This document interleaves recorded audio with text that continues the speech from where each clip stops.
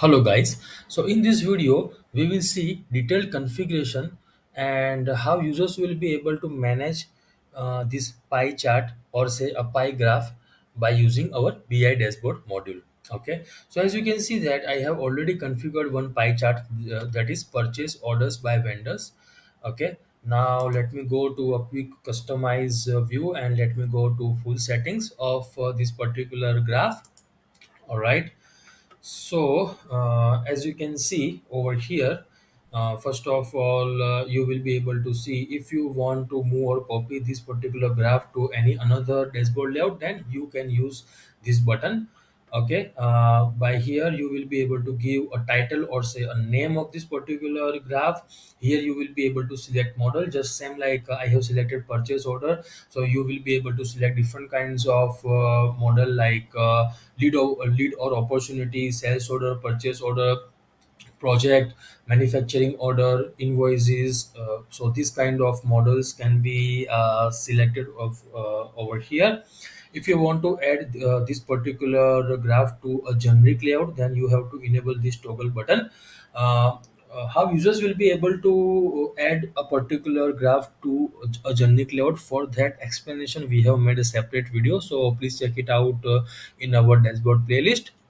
Now over here under this relation information tab, we have selected a view type as pie chart, but if you want to select any another graph also, then you can select it. There are multiple options of various graphs we have provided, so you can select it accordingly. Here I have selected count, let's say purchase orders count over here. So if you want to select sum or average, you can also select it. Now here you can see you can give record limit, let's say a 10 or 15, and related graph will be changed accordingly with that related information.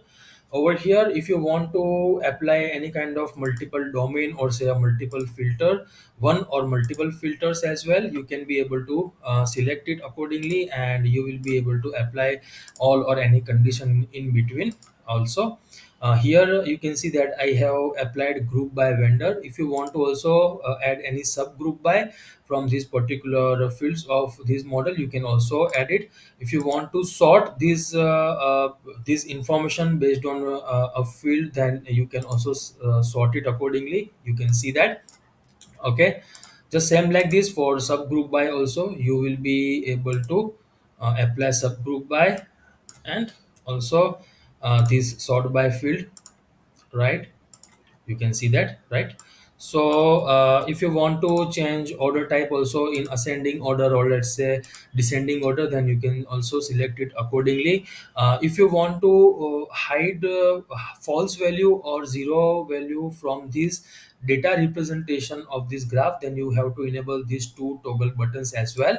Over here, by using this date filter field, you will be able to apply various kind of fields. Those are available from this model for particular date related fields, and you will be able to apply various kinds of date filters, like you can see that this week, this month, this quarter, these years.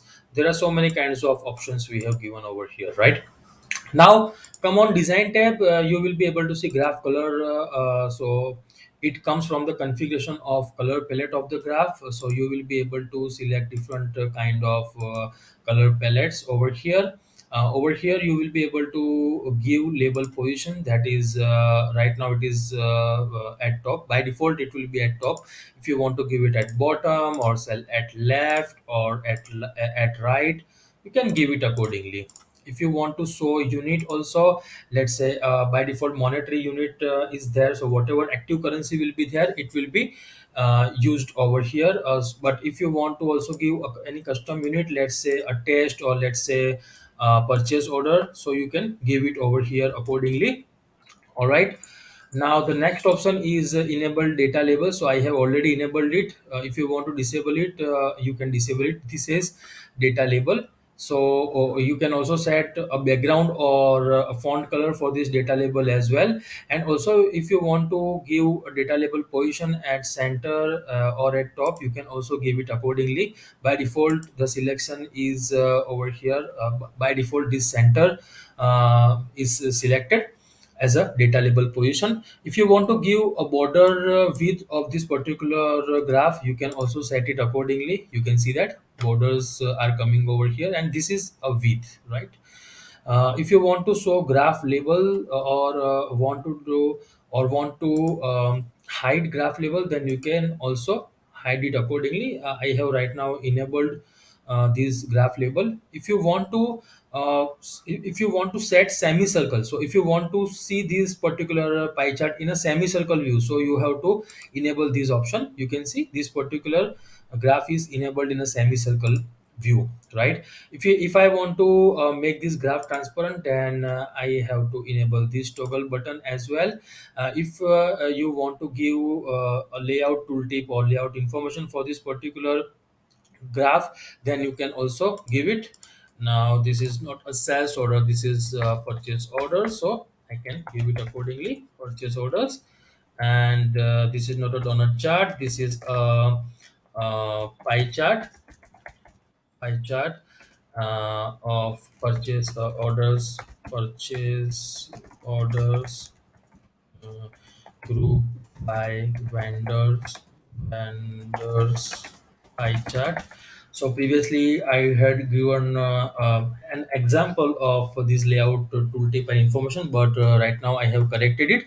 So you can see this data represents purchase order group by, not customers, vendors. Okay, vendors. So represents pie chart of purchase order group by vendors and purchase orders group by vendors pie chart. So like this way you will be able to define layout tooltip and layout information and how it will be represented in a dashboard. So for that explanation we have made a separate video for that, so please check it out in our dashboard playlist.